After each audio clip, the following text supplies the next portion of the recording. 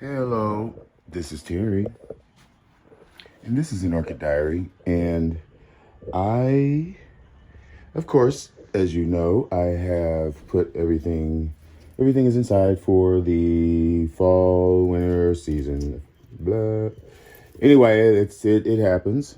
But after every growth season, or even after every year, or whatever time period or whatever you choose, you do have to evaluate what has been done and what you have learned,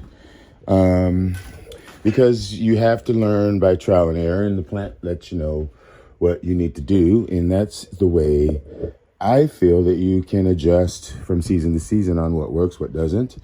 That's why I feel it's careful on what your regime is, to keep it consistent weekly, or just the product. Don't switch so quickly. Go with it for a time period, at least so that you know. I would say for a whole season, honestly, if you make the commitment that that's what you're going to use, then you should stick with it, because if you start switching and adding, then I think you kind of begin to lose. It gets watered down and muddy, meaning that you will have the same difficulty realizing what works and what doesn't work. So keep it simple, or eliminate. Use trial by elimination. Anyhow, so this is the first of, I'm not sure how many, of the evaluation videos of the season. This first one is sort of a few reasons why I know, or why I feel positive. Now, the reason that I am saying that, number one, I would say, because when I look at my SVO orchids, Sunset Valley orchids, I have always had extreme difficulty with them. Whether they were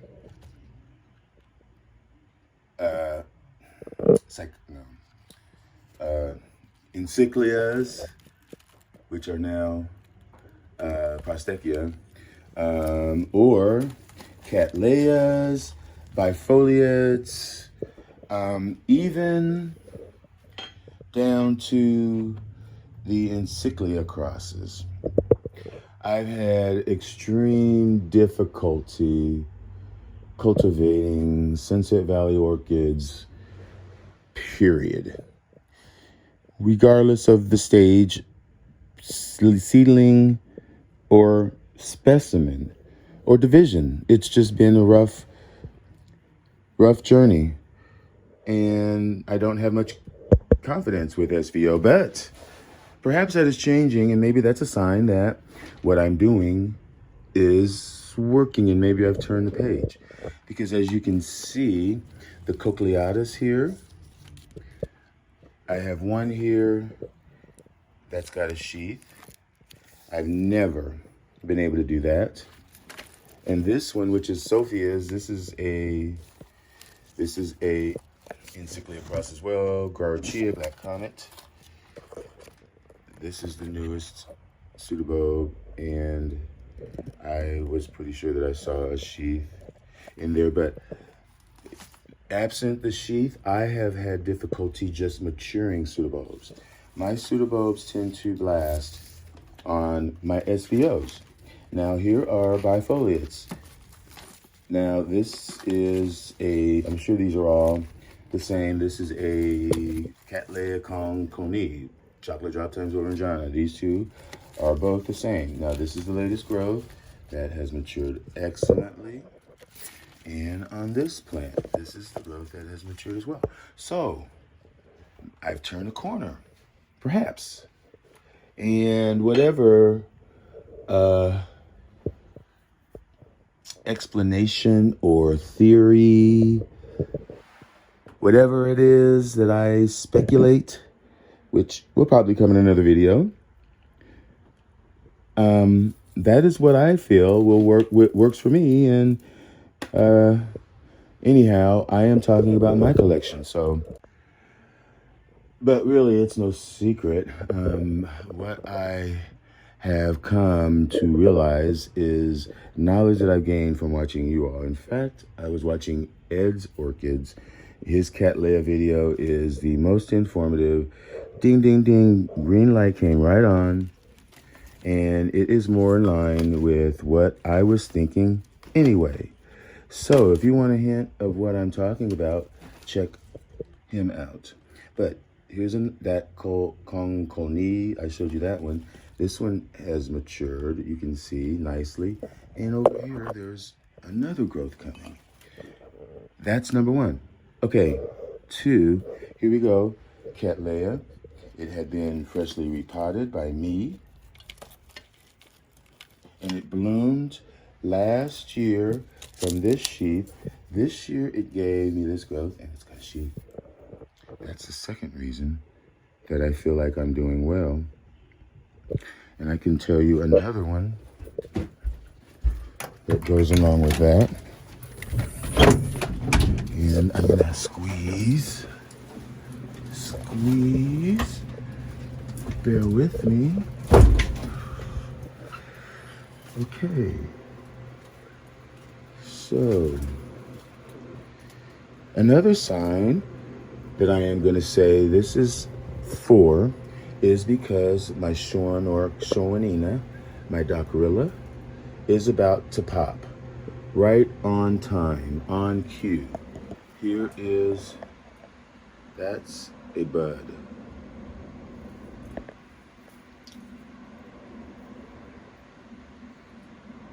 That is a flower bud. Right down there.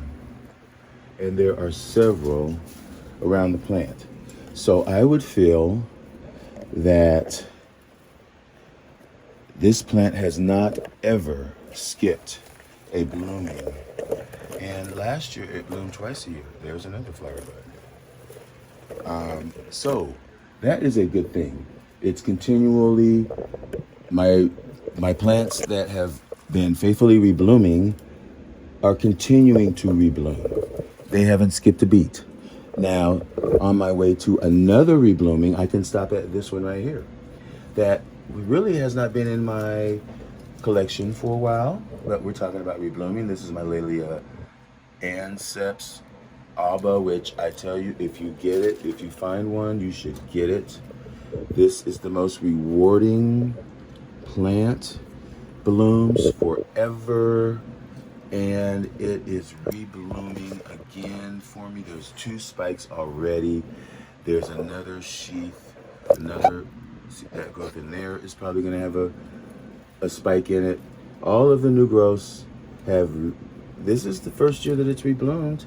I've only had it 1 year. So it's rebloomed every year in my care. That's another one that has not skipped a beat.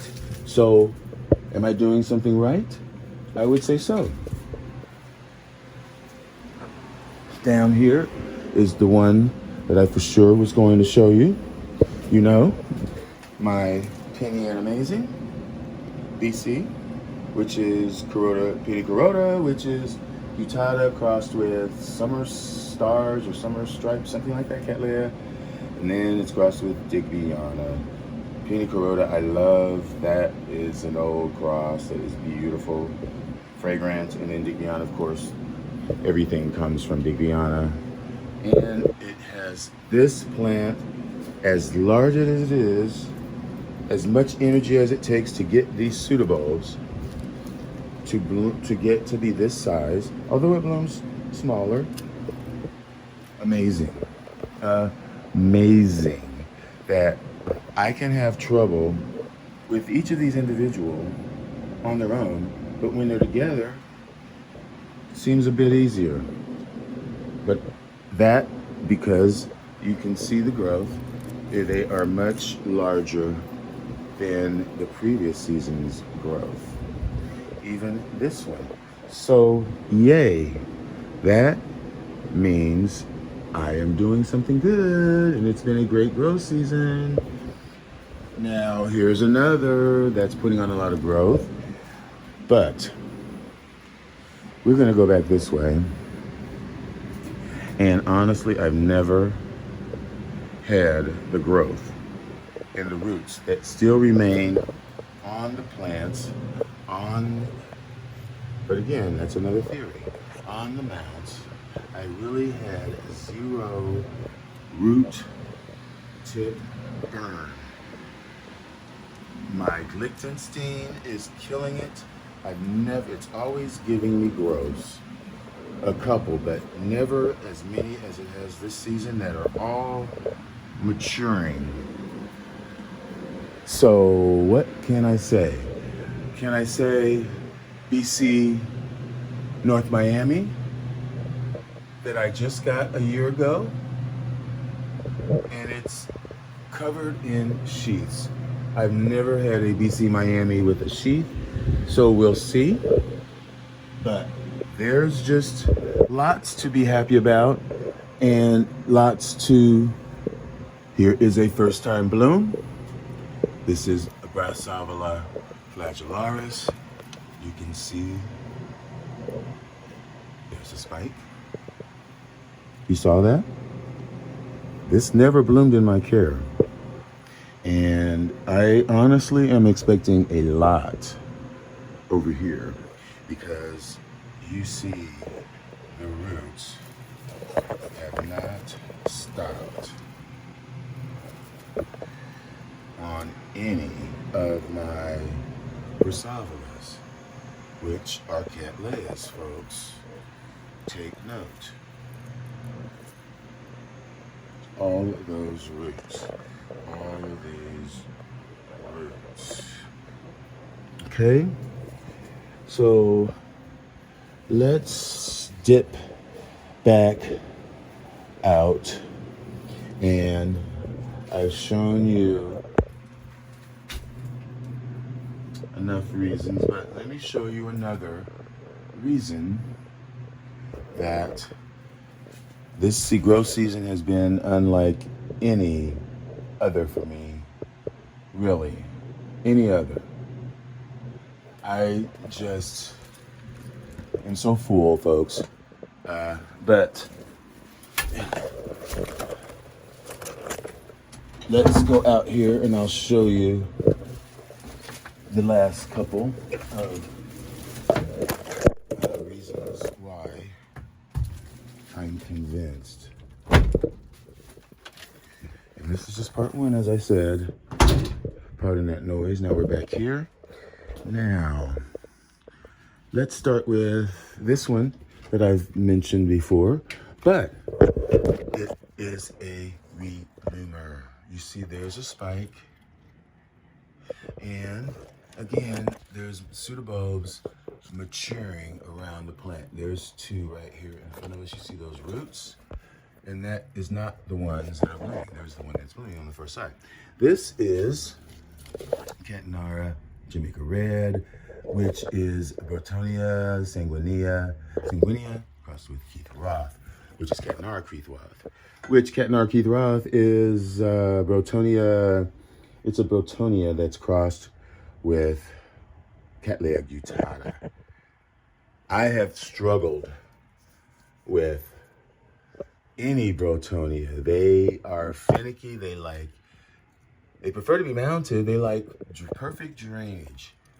They don't want soggy. They don't want too much water. It's that perfect balance that they require. And I have killed every Brotonia along with every Tolumnia. But Brotonias, I have not had any success, or Catnaras, until this one. This one has rebloomed, and I probably will get other blooms. Bloomed last year, beautiful, long-lasting, deep red flowers, amazing.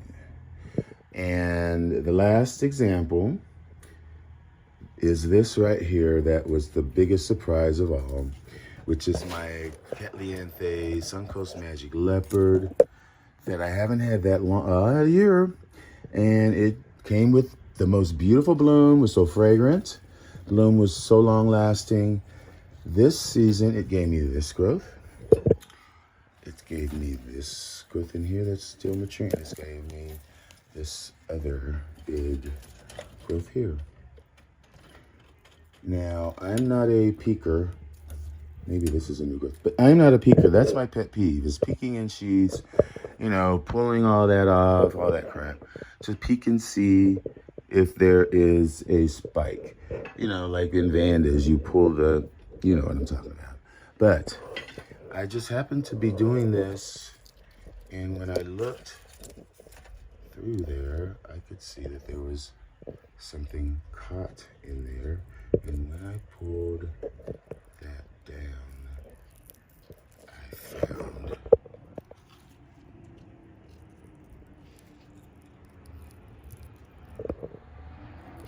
that's a spike right there. And it's not gonna focus, I don't think. But that's what it is. There we go.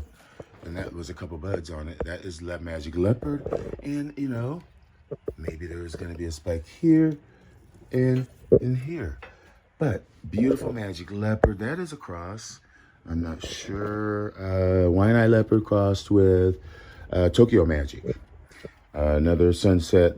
No, Florida sunset. Suncoast. Florida Suncoast orchids. Sorry. But yeah, I would say, I mean, plants that are reblooming, Bifoliates that are doing well, Sunset Valley orchids that I always struggle with blasting new growths, and you know, they're doing spectacular. I have sheaths, reblooming plants that are continuing to rebloom and are doing much better. The grows are healthier than previous years. Cattleya's that are reblooming off of their, well, they're giving me sheaths, so it's possible that it's going to bloom. I guess it could be a blind sheath, but it's still doing good. Still allowed to be, to feel positive and, you know, progress. That my orchids are progressing.